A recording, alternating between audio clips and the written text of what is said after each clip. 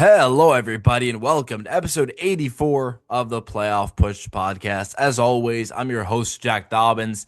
We're back. I was sick for a couple weeks, but we're back in action. MLB season is live. Today's going to be a short show, but we're just going to recap what we've seen in MLB so far in the first month and a half, the risers, the fallers, and all that fun stuff. Let's get right into it. So, as most of you know, I'm a journalism student at Penn State University. And for my radio station, I wrote an article with one of my friends on the risers and fallers prior to the MLB season. And my fallers pick could not have been more wrong when I said the Atlanta Braves. Now, here was my reasoning at the time. Spencer Strider, Ha-Seong Kim, Sean Murphy, Hurston Waldrop, and Spencer Schwellenbach were all ruled out during spring training for at least a chunk of time. Now, those are five players who carry significant weight on the Atlanta roster, but they have taken it and truly ran with it. 272 team batting average, leading MLB. 306 ERA, leading MLB.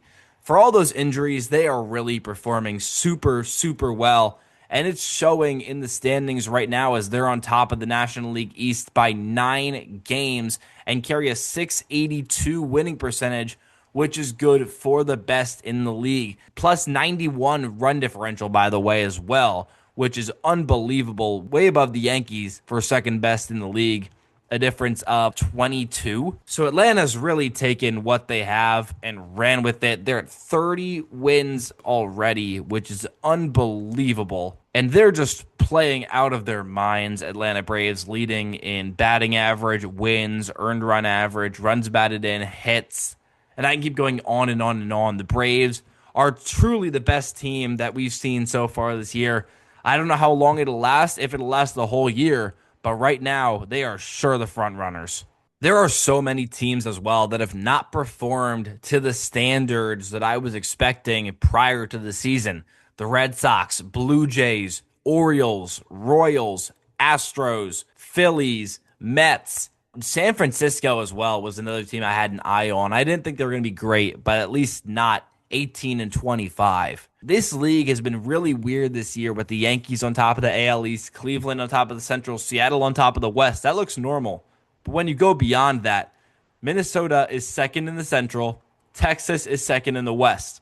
Houston has fallen off, KC has fallen off, Detroit has fallen off with the loss of Tarek Skubal. But one of the biggest storylines this year has been the rise of the Pittsburgh Pirates. They're currently 24-20, but their roster is performing so much better than anyone could have predicted. In terms of batting average, you have Nick Gonzalez hitting 315, Ryan O'Hearn 299, Spencer Horowitz as well is hitting 267.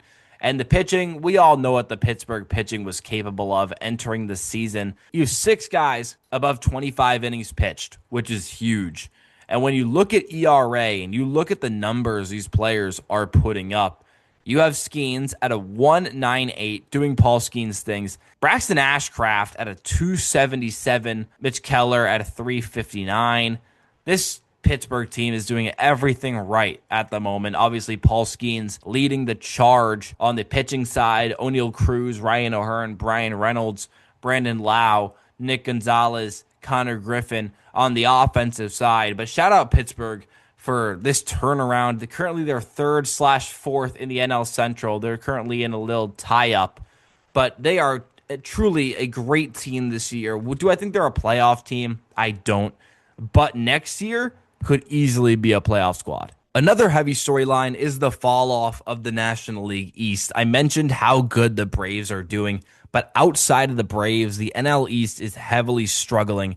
Miami, New York, Washington, and Philly all below 500. Philly currently in last place, actually, in terms of run differential at a -31. They're currently in second place, tied with the Nationals in terms of standings. But the National League East is just looking super weak. The reason Philly has fallen off truly baffles me every single time I look at it. Brandon Marsh is leading the team in hits, in on-base, in batting average, and obviously Schwarber is leading in the power-based stats.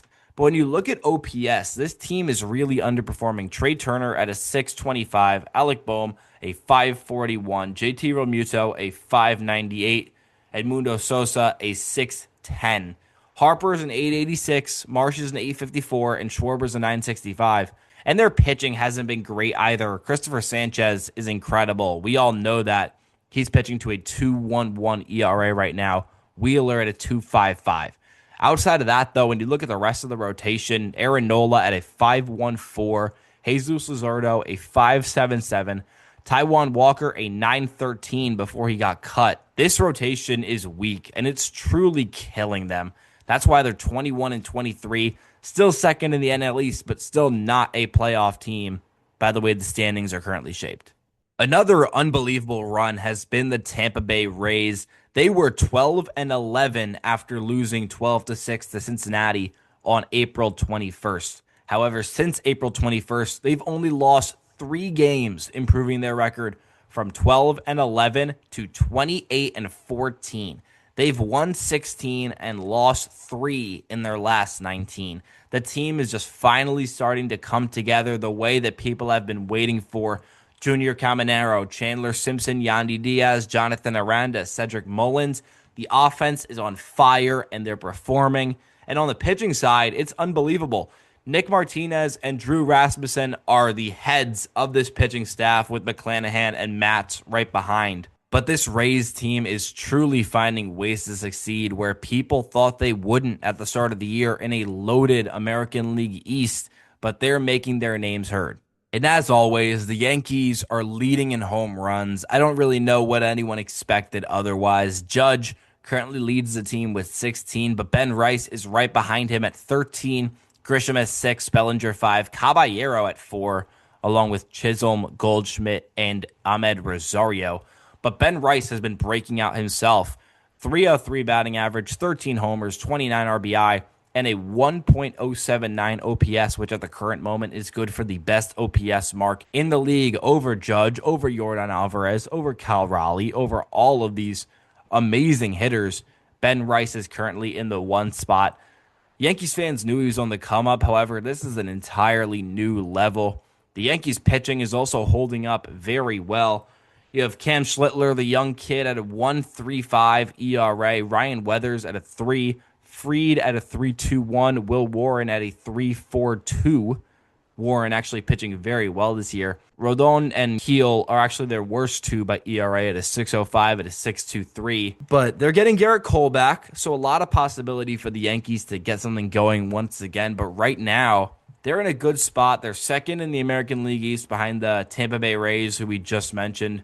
Kind of on a cold streak right now. They've lost 6 of their last 8. So a rough streak for the Yankees, but they've faced some great pitchers. They faced Mizorowski in one of his best starts of his career.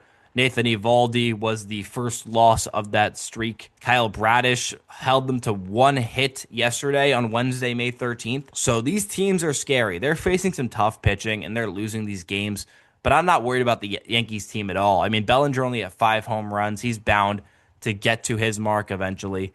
They need to heat up soon, but they will heat up. Trust me on that. So to finish this one off, I'm going to update my final standings predictions based on what I've seen so far this year, and they're going to be very different than the ones I had at the beginning of the season, even though we're only a month and a half in. Leading off with the American League East, I do have the New York Yankees taking the division very closely, but they will win it.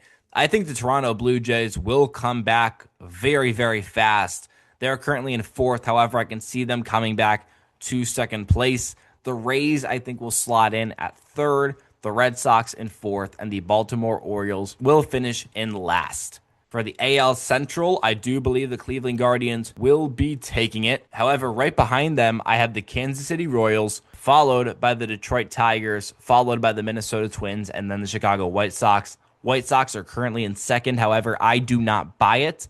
I think they still have a long way to go before they're a competent team, and I think they'll fall back to earth soon enough. In the West, I do have Seattle taking the division, the Athletics right behind them, then Houston in 3rd, Texas in 4th, and the Angels in last. And that will do it for the American League. In the National League, the Atlanta Braves will take the National League East. The Philadelphia Phillies will be in 2nd, the New York Mets in 3rd, the Washington Nationals in 4th, and the Miami Marlins in 5th. In the NL Central, the Milwaukee Brewers will take the division, the Cubs in 2nd. I do think the Pirates will end up in 3rd, with the Reds in 4th and the Cardinals in 5th. And in the West, the Dodgers will win the division once again, with the Padres in 2nd, the Diamondbacks in 3rd, Giants in 4th, and Rockies in 5th. I think this is a very loaded MLB. I think there's so many great teams right now that I could see as playoff teams that just won't make it due to the amount of teams let in. But you're watching prime baseball right now. This is as good as baseball gets in the modern era. So many teams are going to be competitive, and I can't wait to see how the rest of the season goes. Thank you for tuning in to episode 84 of the Playoff Push podcast. As always, I'm your host, Jack Dobbins, and have a great rest of your day.